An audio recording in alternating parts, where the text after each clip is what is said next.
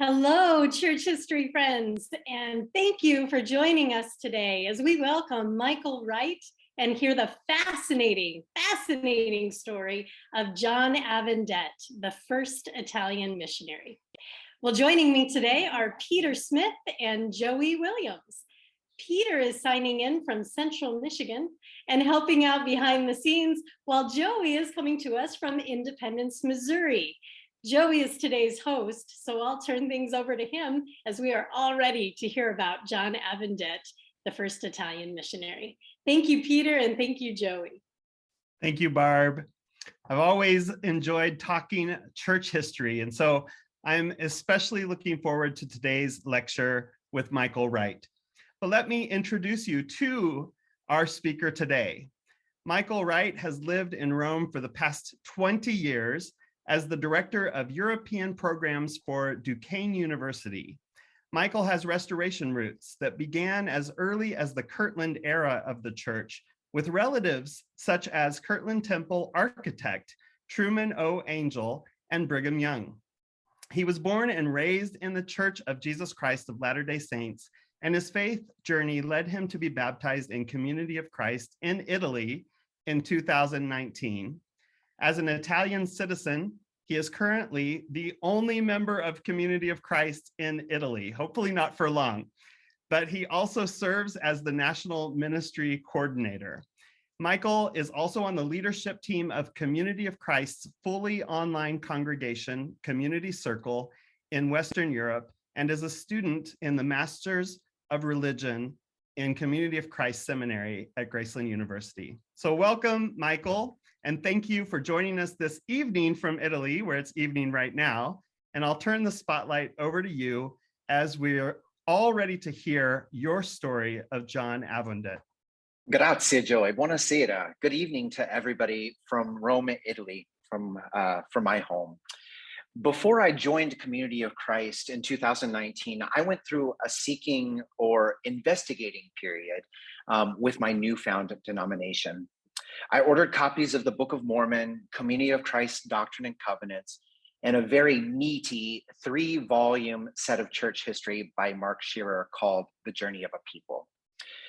As I was reading his work, I came across John Avondet's name in Volume 2, The Era of the Reorganization, 1844 to 1946, sorry, where there is one mention of him there about his calling to be a missionary in 1872 to serve in Switzerland, France, and Italy. Now, his anglicized name and his French last name did not make me think initially that he was Italian, but I was really curious about him and started to search for more information, especially since he served a mission in Italy. I kept finding that Avondet would show up in other people's works as well, such as Michael Homer's Mormons in the Piazza. But again, just quick mentions that the RLDS Church had tried their hand at missionary work in Italy without much success.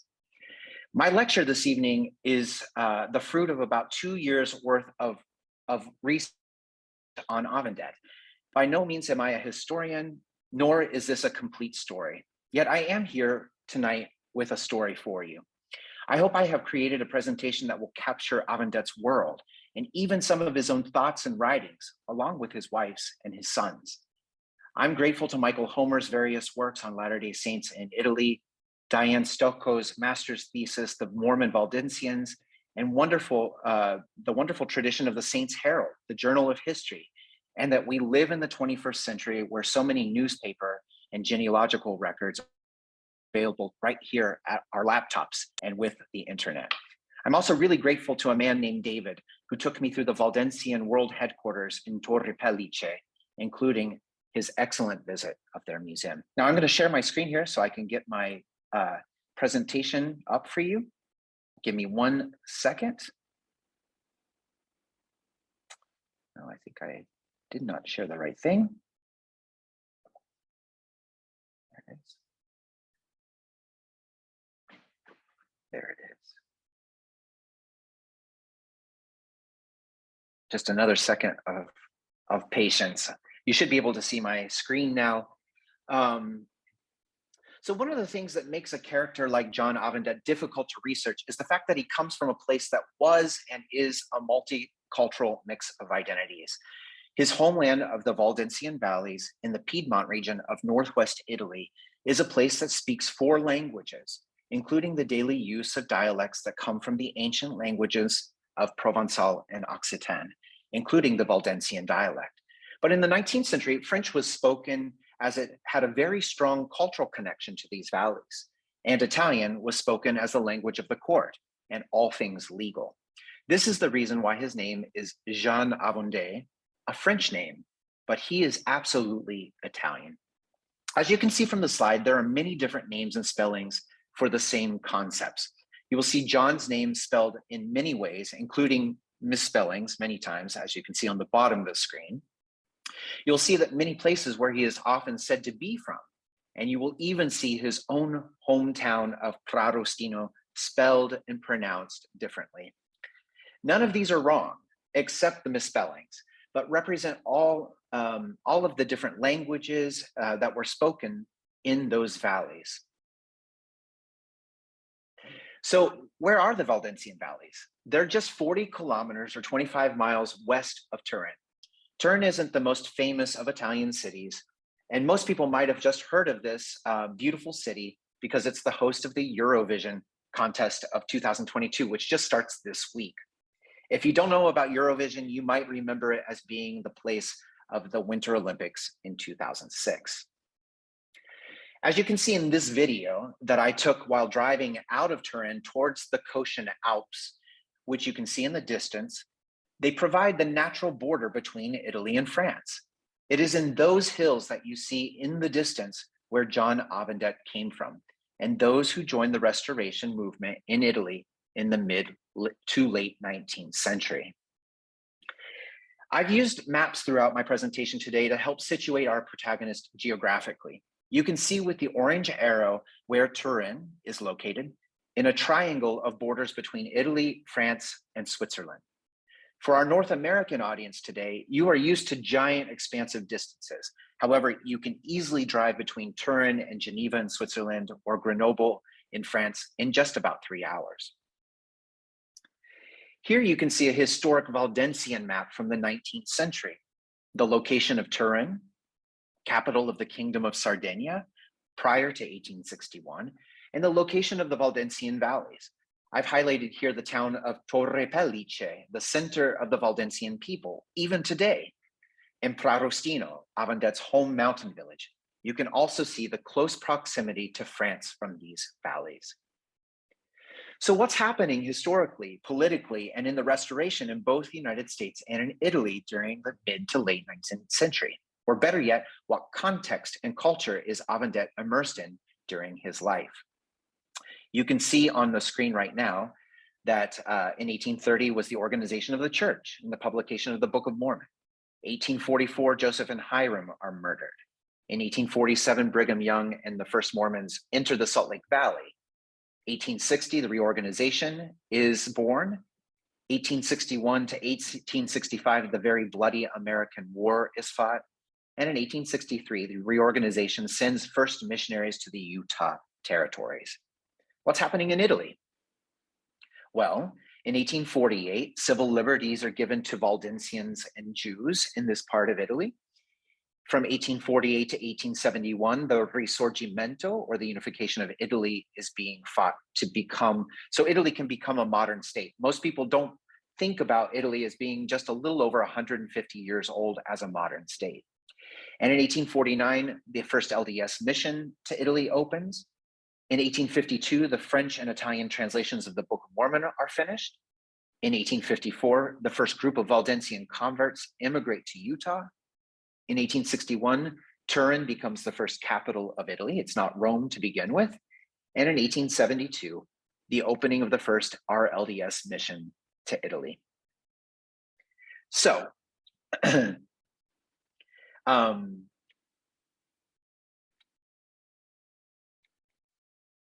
I keep using the term Valdese or Valdencian to describe Avondet's faith and the location of his homeland. What does this term mean? Who are the Valdencian people? As you can see from the slide, Valdencian is the anglicized term for these people of faith, while they are called Valdesi in Italian or Vaudois in French. You can see their symbol, which is often visible on the outside of their temples or inside of their sanctuaries. Lux lucet in tenebris, Latin for light shines in the darkness.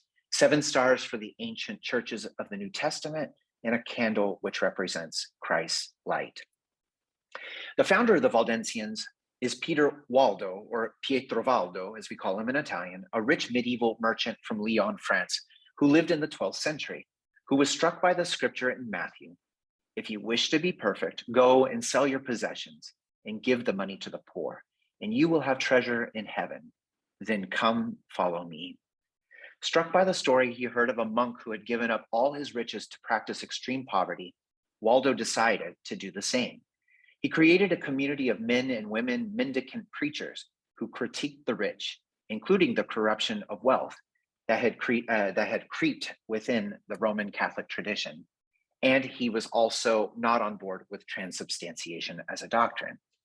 In 1215, during the Fourth Lateran Council, the Valdencians were finally condemned by the Pope. Peter and his gang were excommunicated from the church. You can see in the slide a monument to Peter Waldo at the Luther Monument in Worms, Germany, on the left. On the top, you can see a street in northern Italy named after him. And on the bottom, you see at the Lyon Cathedral, Peter depicted as a gargoyle. He is purposely depicted with a hole in his head, which was a medieval meaning of being crazy, preaching to the heavens where hopefully the rain will drown this thorny prophet. It's interesting to note that St. Francis of Assisi was born just 1 generation after Peter Waldo. Their stories are quite similar. A wealthy merchant who gives up everything, including his family, to be poor, live in community, and build God's church. Francis is from Umbria in central Italy, but his name is Francis, comes from his mother, who is French. Yet Francis had a support of powerful leaders within the Catholic Church and was eventually awarded a religious monastic community. Today, St. Francis is the co-patron saint of Italy with Catherine of Siena. Would Peter's fate have been different had he been born 1 generation later? All sorts of terrible persecutions came upon the Waldensian people. As you can see in the depictions in the slide, they're quite violent. Women preachers were accused of witchcraft and were tortured or burned at the stake. Their children were taken from them by Catholic clergy and given to better fitting Catholic families or put into convents.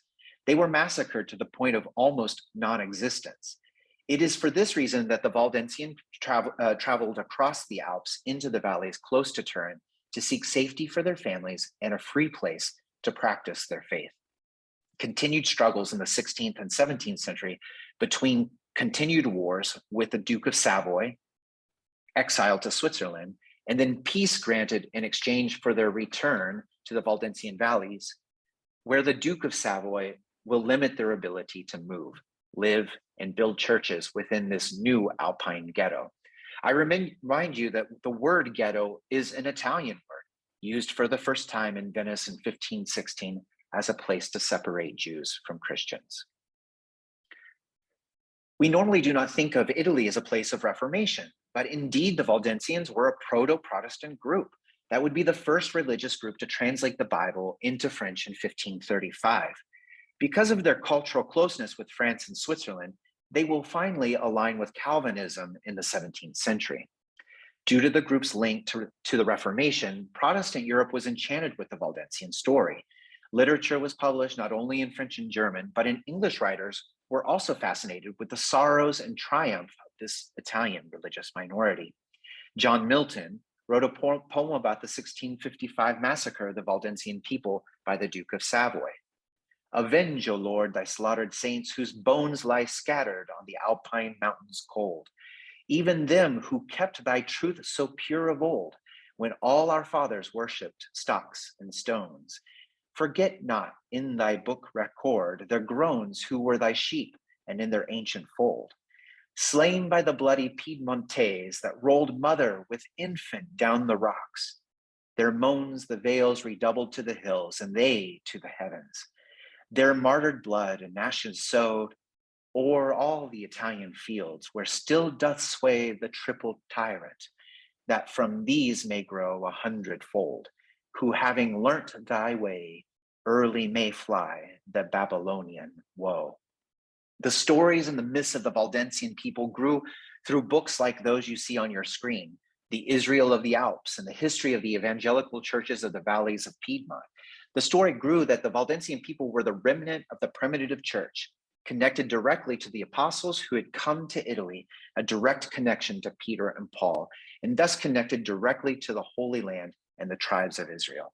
They had successfully said no to the apostasy of the Catholic Church, who had corrupted the ancient church.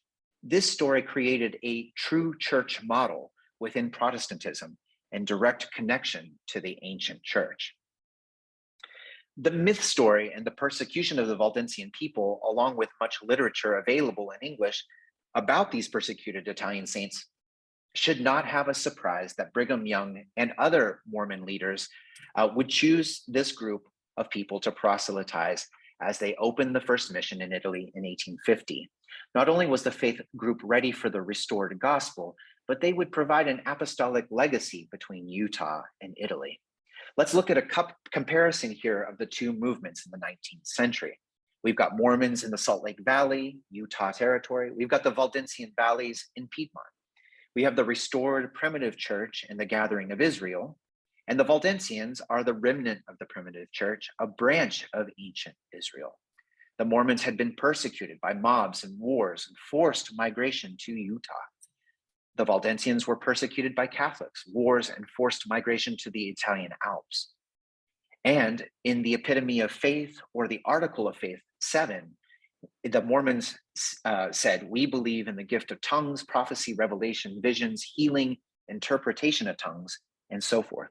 And Valdencians similarly believed in these same spiritual gifts.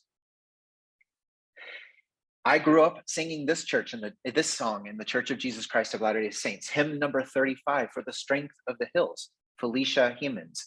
In the 18th century, she wrote this poem about the Valdencians in northern Italy. "For the strength of the hills we bless thee, our God, our Father's God. Thou hast made thy children mighty by the touch of the mountain sod. Thou hast led thy chosen Israel to freedom's last abode. For the strength of the hills we bless thee, our God, our Father's God." You can see these words that were written about the Valdencian people were taken on as if they were their own, because the Mormon story was so similar. Torre Palace is the headquarters of the Waldensian Church today and is the place where the Mormons came to start to preach in Catholic-dominated Italy. You can see here, this is a picture I took of the Waldensian Museum just a few weeks ago while traveling in northern Italy. And here is 19th century picture of Torre Palace, how it would have looked when the first missionaries arrived.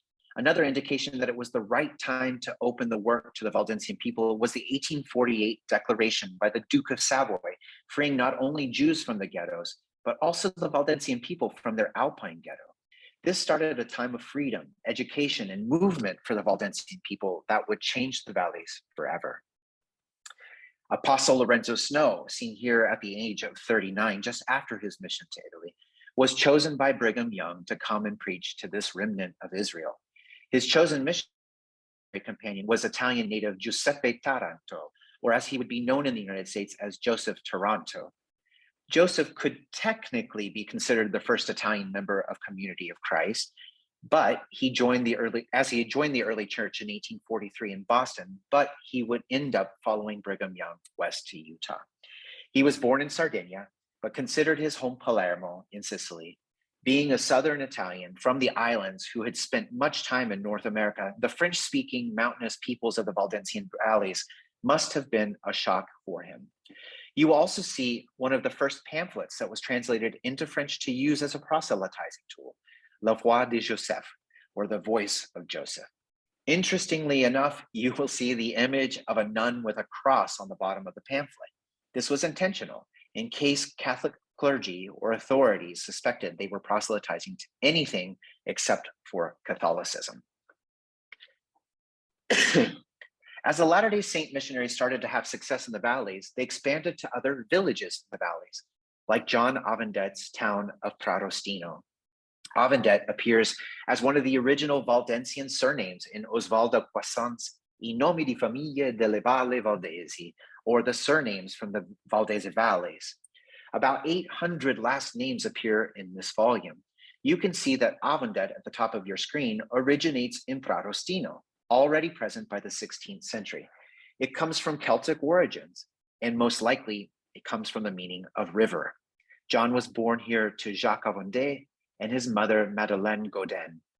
He was the second born of all of the children, 4 boys and 2 girls. The family had a vineyard and farm. John would have been in his early 20s working as a clothes dyer when the Mormons started to arrive in these valleys. In fact, several families from Pradostino joined the LDS Church and immigrated to Utah in the 1850s, including the Cardon family. Pradostino is a very small mountain village, so all of these families would have known each other well. In fact, the Mormons' presence was so well known in Pradostino that the city's mayor in 1854 reported, quote, that Mormon agents, through flattery and promises, had convinced several families, some Valdencians, others not, to immigrate to that faraway region, close quote. What we still don't know is how he met his wife, Marie de Fourie, who was born in Chambéry, France. Chambéry, as the capital of Savoy, would have been certainly culturally connected to this area of Italy. My own theory is that his life with Marie would have made him the fine French speaker that he is often said to be, even in the US, as his small mountain village would have been primarily speakers of the Waldensian dialect. They were married in 1858 when he was 30 years old, and they had their son Jean-Louis the following year. The Mormons' perpetual immigrating fund, provided by the church, helped converts immigrate to Zion in Utah. At a time when the poor and oftentimes illiterate people from the Waldensian Valleys, who had just been liberated in 1848, many were looking for opportunities for better lives elsewhere. John and Marie Avondet joined the Church of Jesus Christ of Latter-day Saints in 1863 and immigrated the same year with their son and members of the Chatelain family.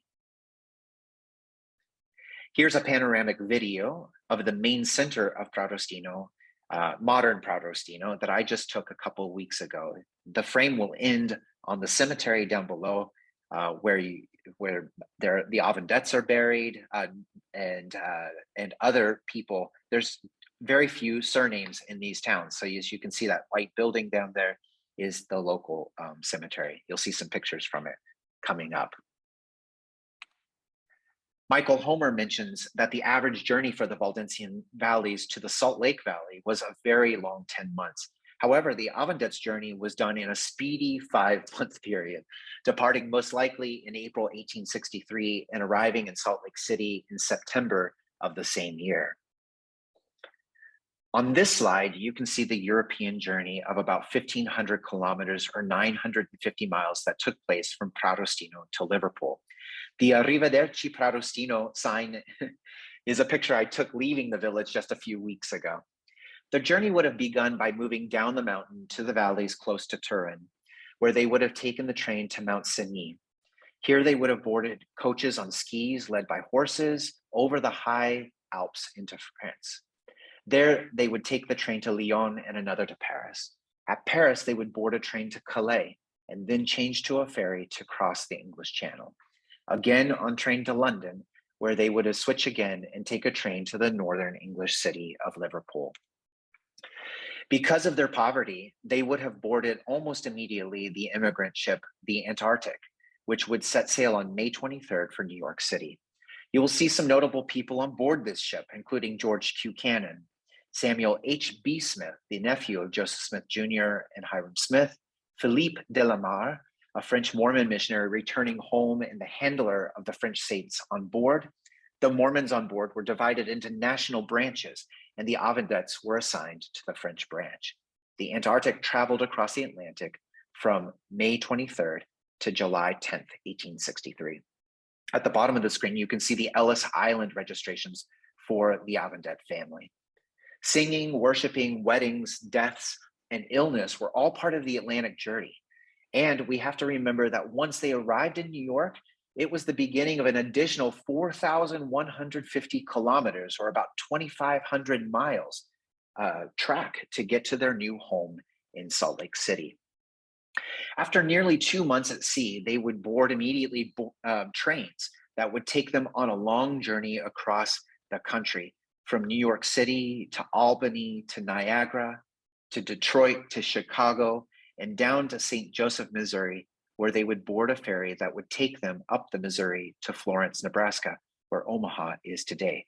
I remind you, they're doing this with a 3 or 4-year-old son, and the Civil War is raging in the United States. There, they joined one of multiple church organized wagon trains that would depart across the plains until they arrived in Salt Lake City in September 1863. Even though the Avondets do not appear on any of the official lists of the church-sponsored wagon trains, I have to suspect that they traveled with their branch president, Philippe de la Mare, who most likely traveled with the Peter Nebecker Company, comprising of 500 people and 70 ox-drawn wagons. Michael Homer has documented the disappointment of Italian migrants arriving in the Salt Lake Valley, having been sold an often, quote, zealous promotion of the doctrine of gathering based on a Quixotic view of Zion in the American West, close quote. Here is a quote from Valdencian immigrant Stefan Malan, who came with the 1855 group from the valleys. I arrived with perspiration and almost breathless. Upon a slight elevation at the mouth of the canyon, my eyes surveyed the whole landscape from the spot upon which I stood. Nothing but desert was visible. From the east to west mountains, I could not perceive anything indicative of anticipations. I was satisfied, and so much so that the contemplation not only dimmed my eyes, but actual tears rolled down my cheeks. Was it joy to be gazing upon Zion's hills that produced the agitation?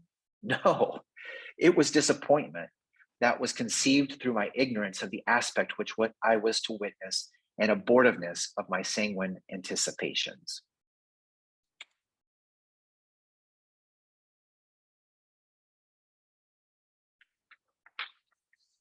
The Avondets would have arrived in Salt Lake in September 1863 with their nearly 5-year-old son, welcomed by other church members at the public square in the 8th Ward of Salt Lake, which today is called Washington Square. Here is where the newly arriving saints gathered before figuring out where they would go, live, and work, as seen by this quote by 10-year-old Ellen Wasden. When we came into Salt Lake, it was a small city then. We camped on 8th Ward Square, where the city and county building now is. We drew our wagons into a circle, and the saints hailed our coming by the band playing Home Sweet Home. I shall never forget how my tired and weary body and soul responded to that song. We had reached our goal, worn and hungry, with nothing but the strength of a mighty purpose to support us. There were no comrades we had known before, and the solemn primal curse, earn thy bread by the sweat of thy brow, was upon us. Things got real once everyone arrived in Salt Lake. The trip had ended, but there was lots of work to be done.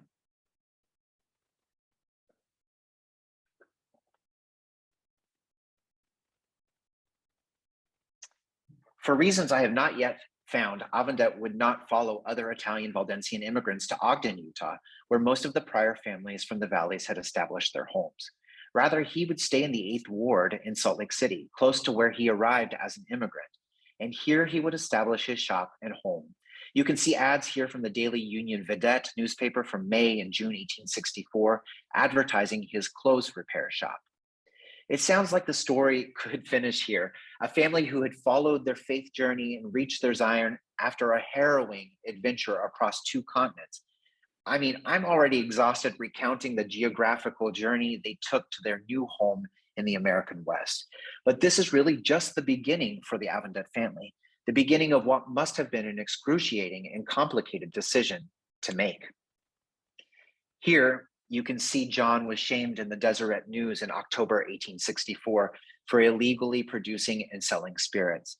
Remember, John comes from a community in Italy that produces wine. His family has a vineyard, and he most likely uses wine in dyeing cloth in his shop, and he knows how to ferment. You can see on this slide the little gnome with the grapes. This is a statue just outside of the wine museum in Pradostino. He's taken to court in Salt Lake City and fined $100. That's the equivalent of $3,500 today. You can also see the ad at the top of your screen for his home and shop for sale by January 1865 in the Deseret News. So why did the Avondets leave? After all, leaving Salt Lake as apostates was risky business. There were many rumors circulating to the dangers of those who tried to leave. There was a lot of fiery rhetoric in Brother Brigham's talks about those who left too, which were being published in the Deseret News in case you were not present to hear them in person.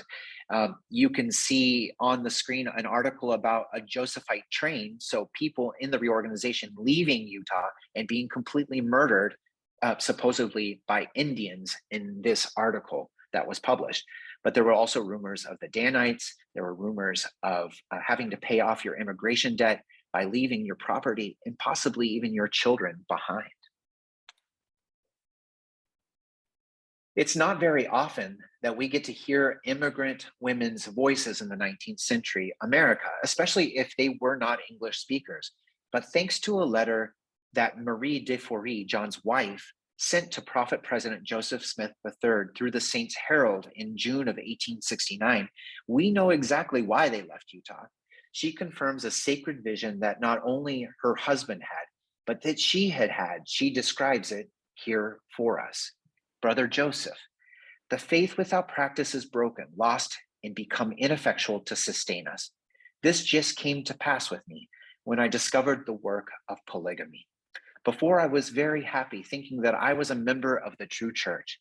From that time, I was troubled in my position in regard to Brighamism. Sometime after that, I found the reorganization. But the doubt came out again, although my husband had received the divine messenger to him offered. On the evening in July 1868, after my supplication and prayer, in calling with faith, believing and hoping for an answer according to my desire, having known many times already, whom it is not in vain we search, nor needlessly we found. I went to bed and fell asleep calmly and profoundly, when about midnight I was awakened by a strong blow on my breast, which I cannot explain otherwise than if it were a stroke of thunder. That commotion did not do me any harm. The noise left off softly.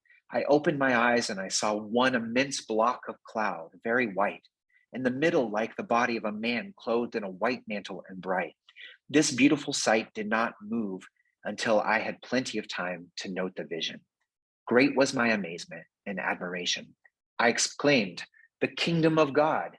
And immediately one voice like thunder answered, "Oui, yes." This voice came from behind the cloud. I knew it was the voice of my husband, and I said, "Thou wast not deceived." The same voice answered, "No." I said again, "Then it is the church of God." And the same voice of thunder answered, "Oui." This picture only I saw the eyes of that heavenly being were fixed steadily upon me. I looked always with admiration, and after a few moments it disappeared gently. Behold, this is my testimony, and I thank my God with all my heart. Marie Avondet de Forey.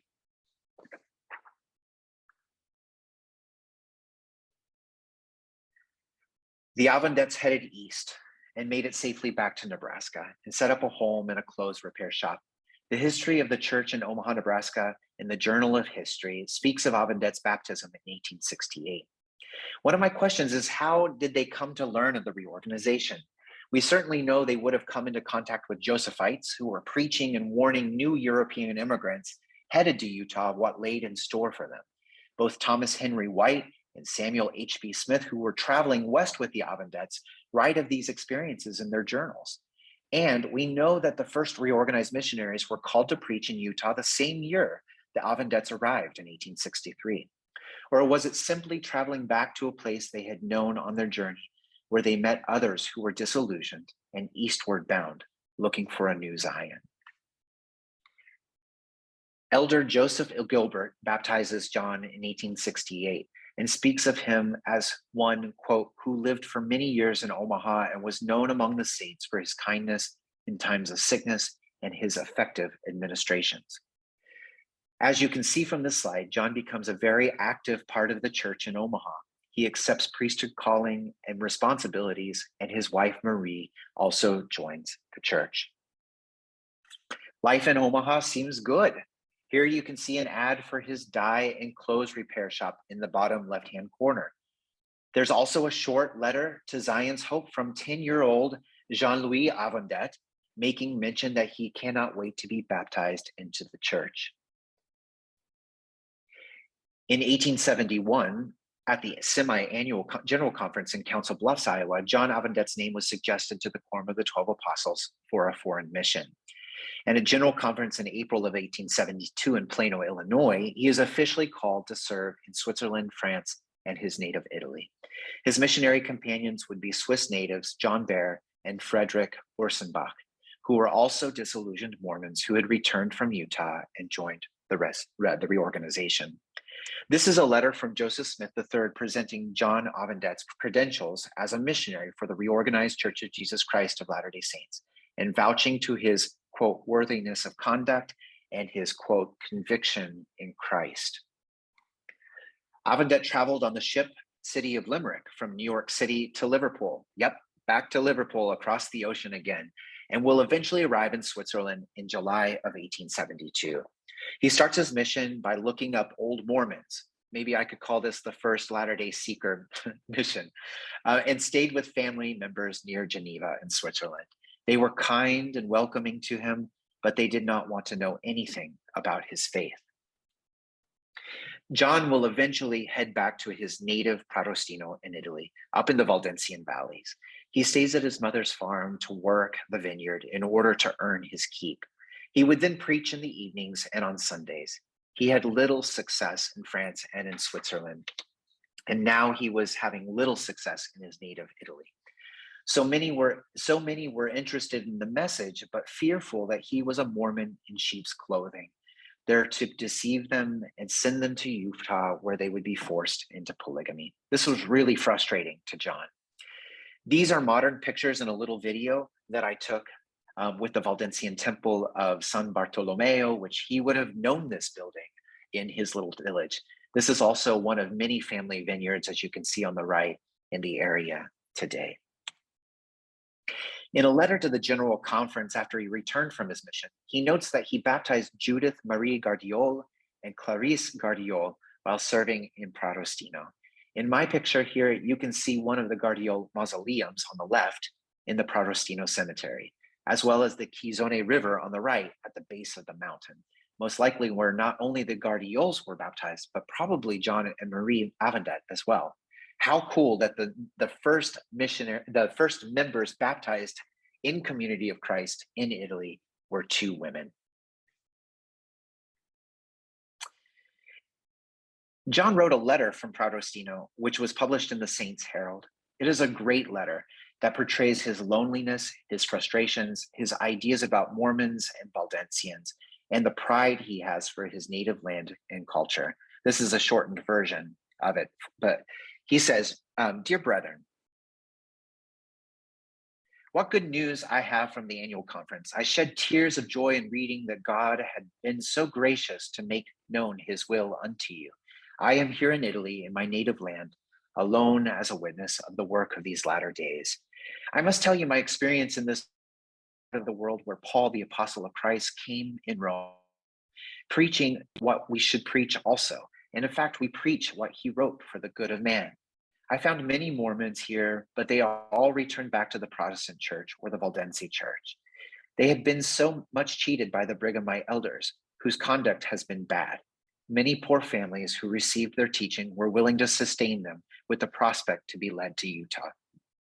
They left a bad name about polygamy too, so that you see what a hard mission I have.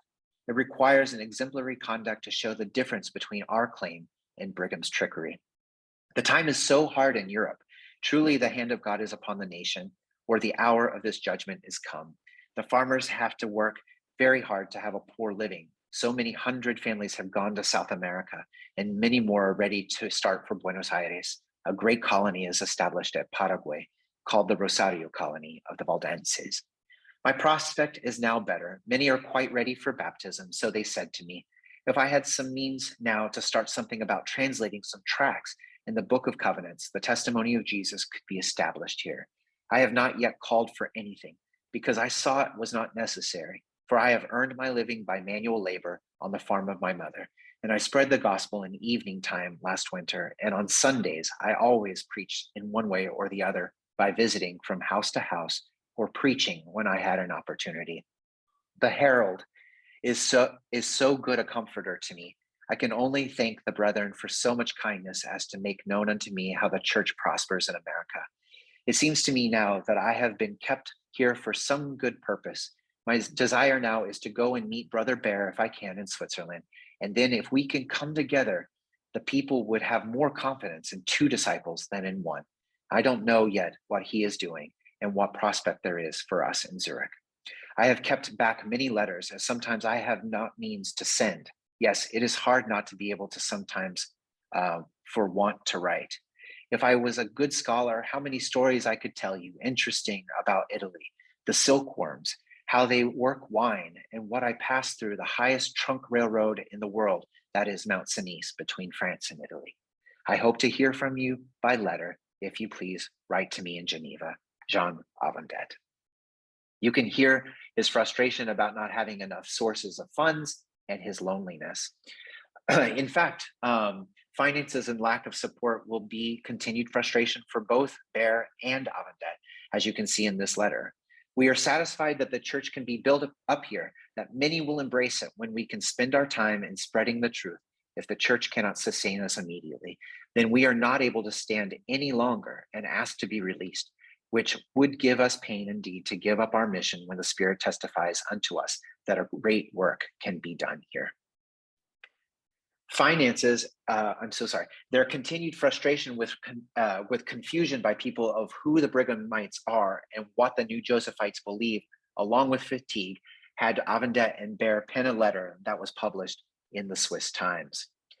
Inasmuch as for several years, some men who claimed themselves to be followers of Joseph Smith, the founder of the Church of Jesus Christ of Latter-day Saints, better known as Mormonism, sent out as missionaries under Brigham Young, the Pope of the Rocky Mountains, Utah Territory, America, have preached not only in the United States of America, but also very near in every nation in Europe, that polygamy was instituted by said Smith, and that it is a true doctrine of the Church of Jesus Christ. We found ourselves necessitated to make it known to the public that Joseph Smith never founded that doctrine, never preached, and never practiced it, and that this doctrine of polygamy is not and was not a doctrine of true Mormonism, and is contrary to the standard works of the church, namely the Bible, Book of Mormon, and the Doctrine and Covenants. We feel it our duty, first, to cast off the stain from Joseph Smith and the original Church of Mormonism. Second, we feel to do all that is in our power to warn the people from such impostors and abominable doctrine. And we therefore challenge these men to prove in public that Smith was the founder and that it is the doctrine of the Church of Jesus Christ of Latter-day Saints, Avondet and Bear. Avondet and Bear are finally released from their mission. They baptize a former Mormon by the name of Taylor and put him in charge of the branch in Switzerland. They leave Switzerland, travel to Liverpool, and await funds for their travel home. Bear, in his journal, speaks about a man who gives them a gift for no apparent reason, a bunch of sweet grapes. They boarded the Ohio bound for Philadelphia. The crossing is miserable, and Bear is very ill. He says that the grapes that were given as a gift saved his life, but also notes that Avondet was never sick. Upon arriving in Philadelphia, they traveled by train as far as St. Louis together and then split ways. John returned to his home on Christmas Day of 1874 to find many of his temporal affairs delinquent, but his wife and boy are well. Avondet will continue to bless the church in Omaha after his return from his mission. Charles Fry, another leader of the Reorganization in Nebraska, describes a special experience giving the sacrament of the laying on of hands with John. Quote, a sister had passed a major operation, and just when she was well along toward recovery, the wound became ruptured and a devastating hemorrhage filled her body before the trouble was discovered. The non-member husband sent for the elders, Brother John Avondet and myself. The surgeons had worked from early morning until nearly noon in the operating room to save her life. The husband finally, as he saw her life ebbing away, interjected himself into the scene, said to the medics, Early this morning, my wife wanted the administration of the elders of the church, and I wish that it had be done immediately. I poured a few drops of oil upon her head, as I recall, with no more than a few words. Brother Avondet, a man of faith and wisdom, followed with our hands upon her head in simple few words, quietly uttered without demonstration, and we moved away. The doctor's countenances changed to pleasantness. This was about midweek, and on the following Sunday, the sister was able to sit at the table for dinner. Yet life in Omaha was not always perfect in the beginning of the 20th century. This is a wild article published in 1900 in the Omaha Daily Bee about a robbery in Avondet's shop. This reads like a silent movie. Big crowd chases thieves, sprightly race of 10 blocks, terminating in a fight between officer and prisoner. 2 men dropped in at John Avondet's dye shop, 1215 California Street, Thursday afternoon, and when the proprietor wasn't looking, each helped himself to a coat and a vest and walked out. The little incident got in motion a train of circumstances, which included in a 10-block foot race, a fight in which 5 men participated, 2 black eyes, a broken head, 2 arrests, and more excitement in about Hoagland's lumber yard than the vicinity had known for months.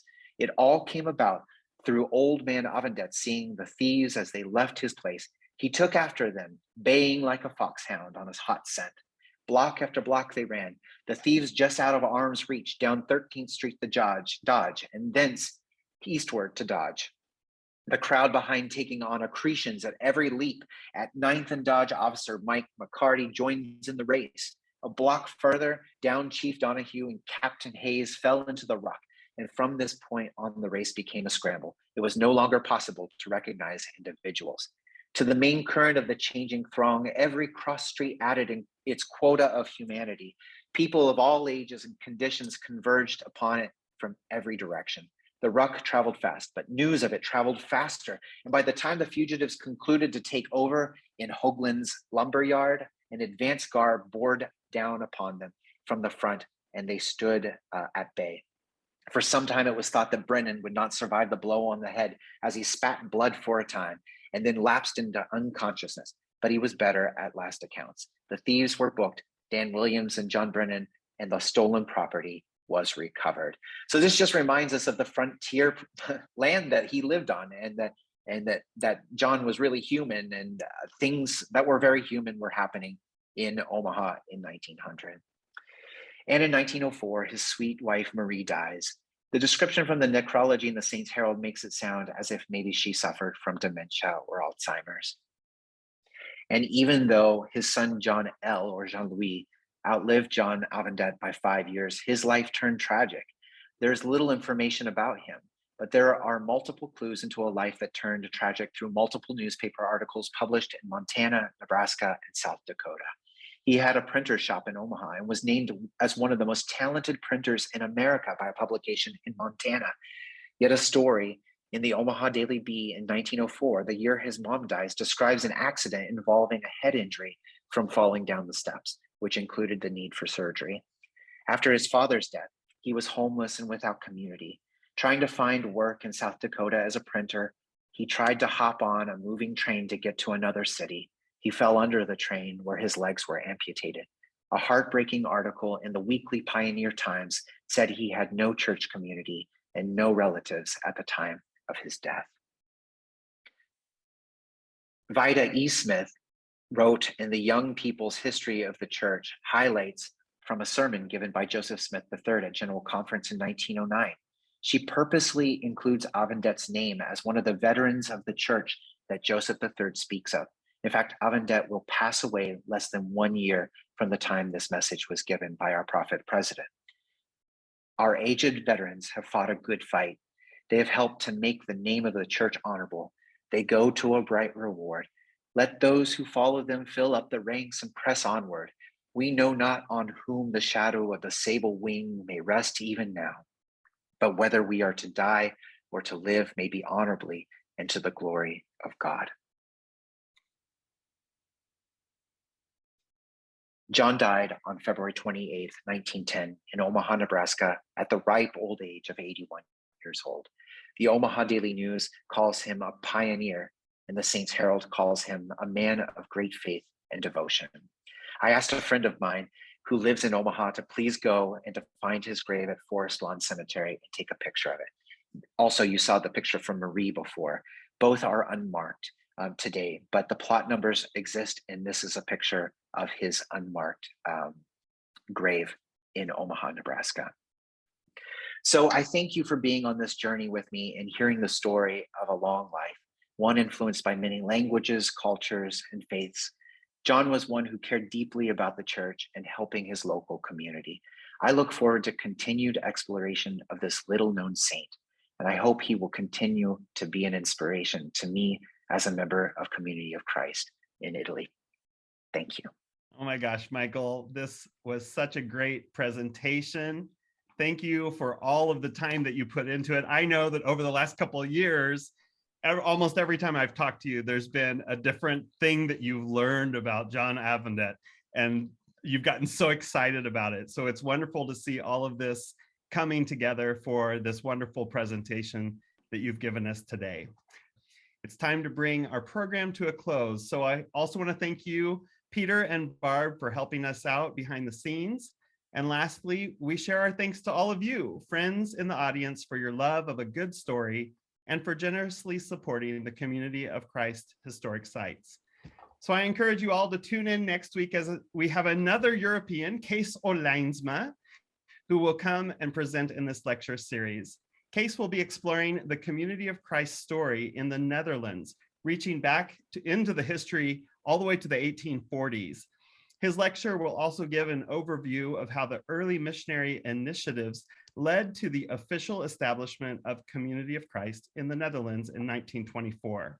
And he'll share developments of the church in its first 25 years in the Netherlands and how this has led to 2 regional strongholds and so much more. Kees will be presenting from his home in the Netherlands, which is 7 hours ahead of those in Central Time. So like this week, next week's lecture will also begin at 12 p.m. Central Time. So this is a lecture you don't want to miss, and be sure to register and mark your calendars for next Thursday at 12 p.m. Barb's already dropped the link to the spring series page in your chat box, so be sure to follow that link to register for next week's program. So until next week, everyone, take care and have a good night.